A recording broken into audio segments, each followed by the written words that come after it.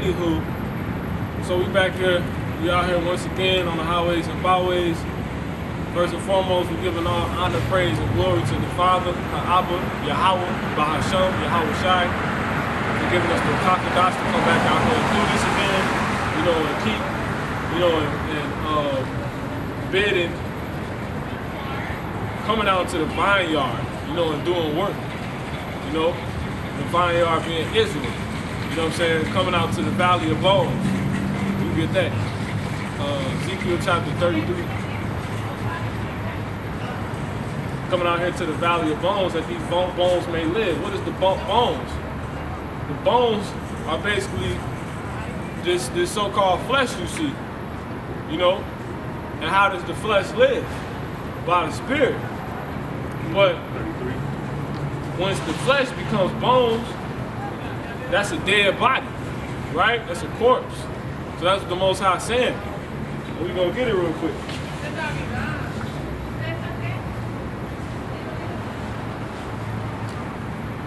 Ezekiel.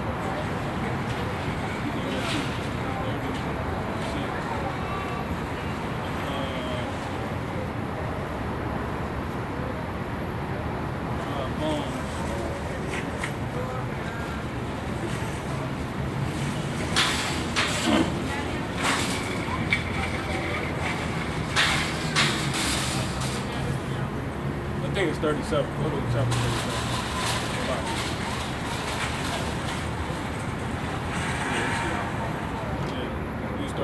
Top.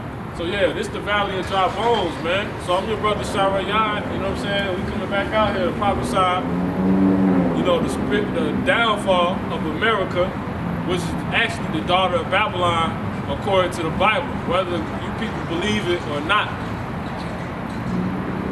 When all hell start breaking loose, and you people on your deathbed, you're sick, then you're gonna be asking for divine intervention. Higher answers that your doctor can't give you, that fucking Joe Osteen can't give you, that Steve Harvey can't give you, that these set up presidents cannot give you. Because they are not elected, they're selected.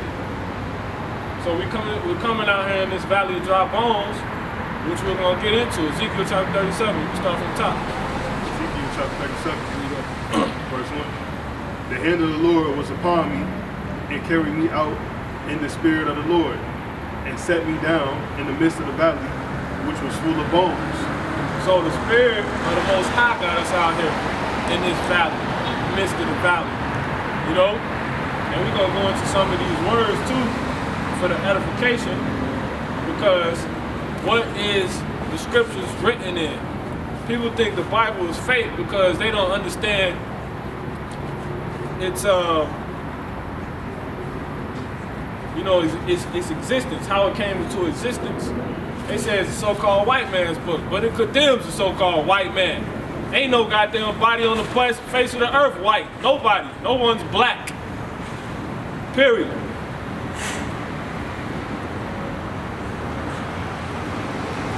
Oh, you think I got the phone? Keep going. So the Valley of Dry, so the Spirit of the Most High got us out here, as he had Ezekiel out there in the valley amongst the dry bones. Let's get into what the dry bones is.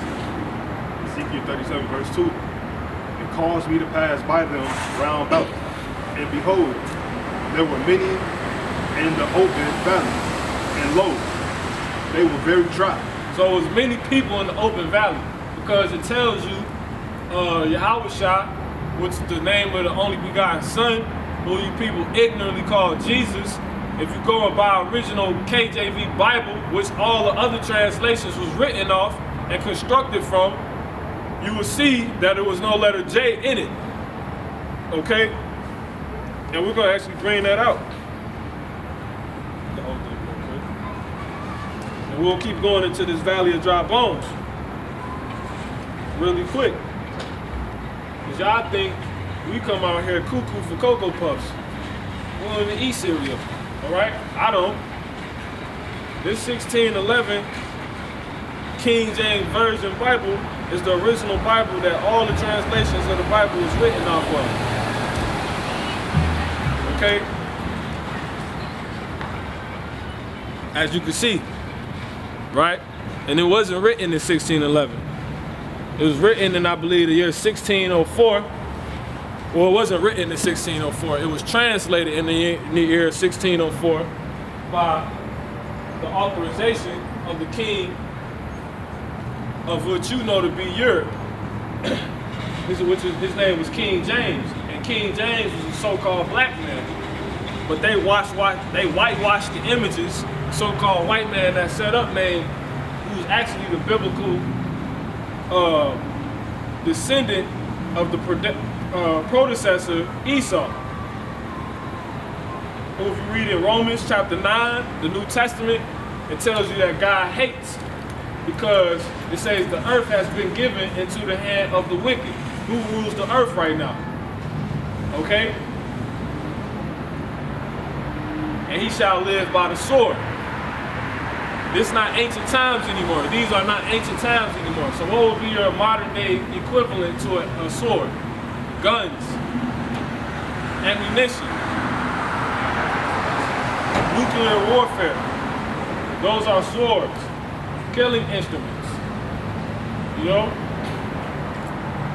And guess what? That was Esau's blessing that he received from his father Isaac. After he sold his birthright to his brother Jacob, which was you so-called, which is actually the predecessor of the 12 tribes of Israel. Because Jacob later had his name changed to Israel, which means power with man and with God. In Hebrew, Israel is Yasha Allah. And the 12 tribes consisted of all the so-called Negroes, West Indians, Haitians, Puerto Ricans, Dominicans, Guatemalans, Panamanians, Cubans, North American Indians, Seminole Indians, Argentinians, Chileans, Colombians, Uruguayans, and so-called Mexicans. All so-called. These are bywords. So we know of prophecy because Jacob told his 12 sons before they brought these many descendants that descended from each of these tribes, what was going to be the characteristic traits and prophecies, things that would happen to each one of his sons. Judah the man himself. Judah was said to be like a lion, right? Which is the so-called Negroes. Judah was said to be like a lion. And you can look this up in Genesis chapter 49 or 48, I believe. And it tells you, Judah was set up to be a so-called lion. And he's also said that basically he was going to become like an old lion. And what's the nature of lions? Lazy. But that's just for example, right? Now, more so back to the point. We got the 1611 King James Holy Bible right here, right? Which was set up by King James, who's a so-called black man, and we have the documents to prove it, which I might get. Now, when you flip, we're just gonna flip and just look for Jesus, right?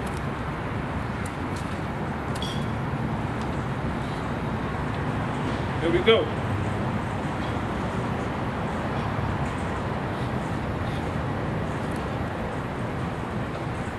Right here.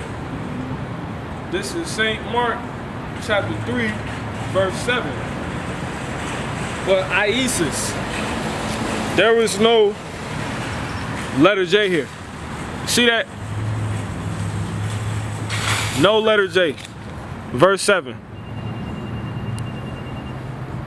But Iesus. And it's like that all the way through. Just like who you call Jehovah. That's not the Father's name.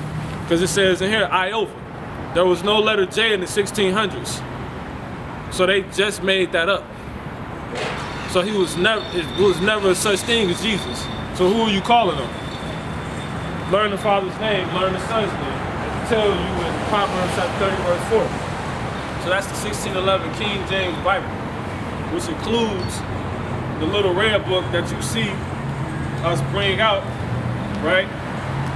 And it's called the what?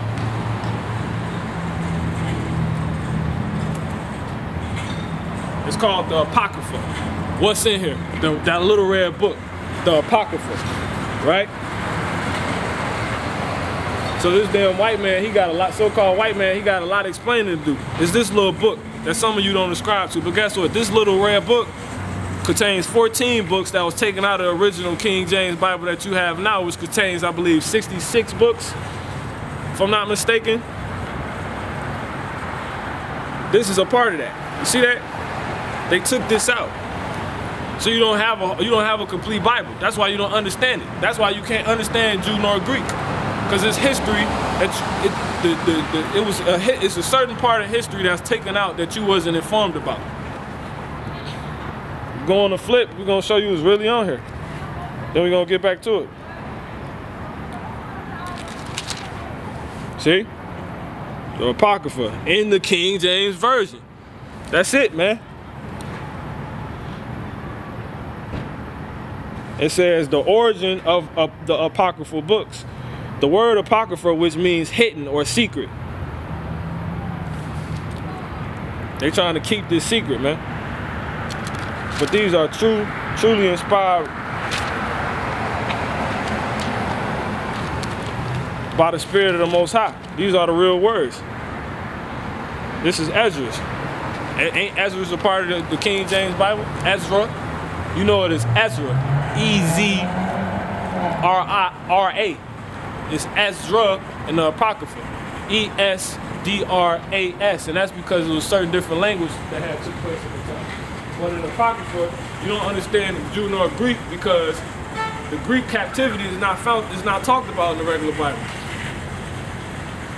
When the Israelites was in slavery to Alexander the Great, the so-called Great, Alexander the Freak. And the 4 men he set up after him after he died from what is believed to be syphilis. Because he's a goddamn homosexual and a pedophile.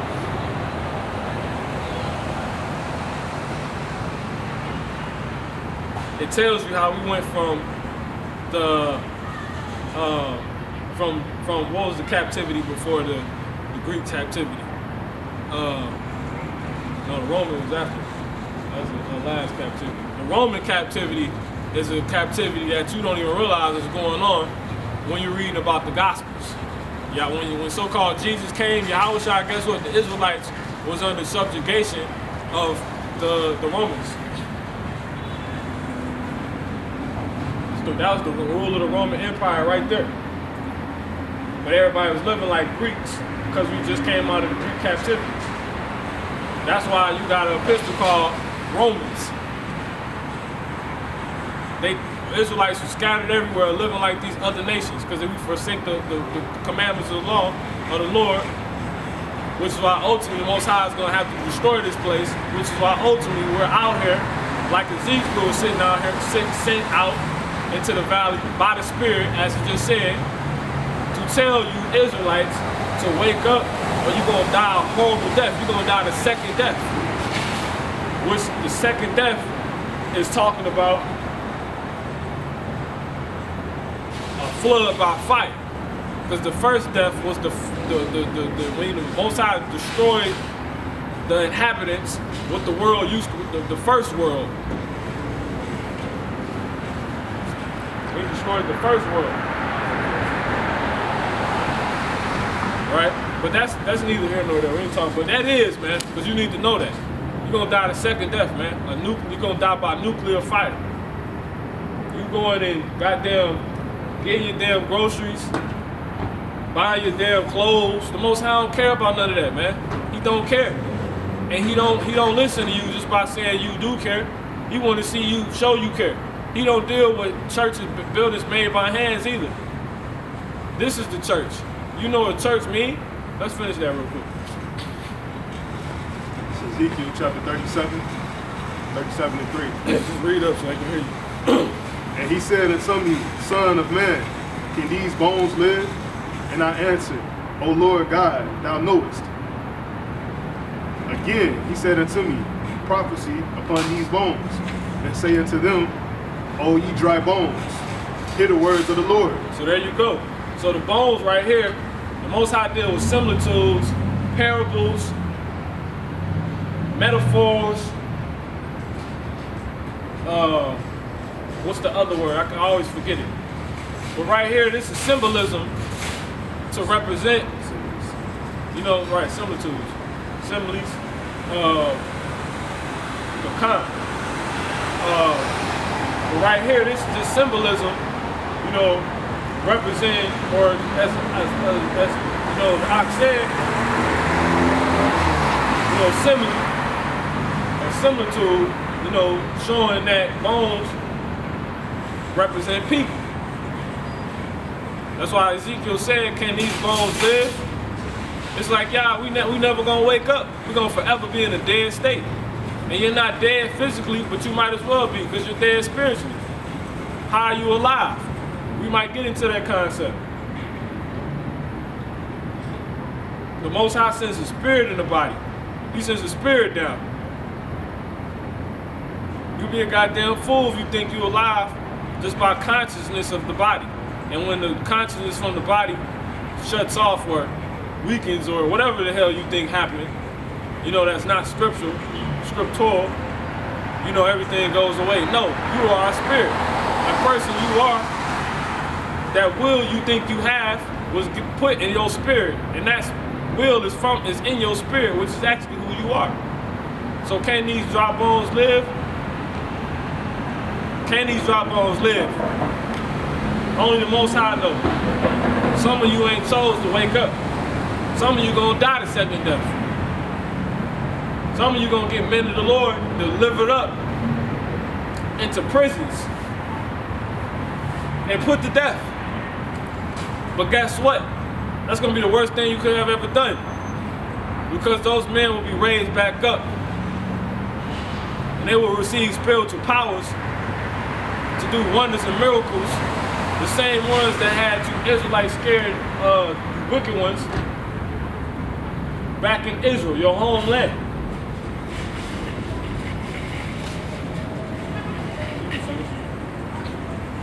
Ezekiel 37:5. Thus saith the Lord Yahweh unto these bones, behold, I will cause breath to enter into you, and ye shall live. What's the breath? The breath is a spirit.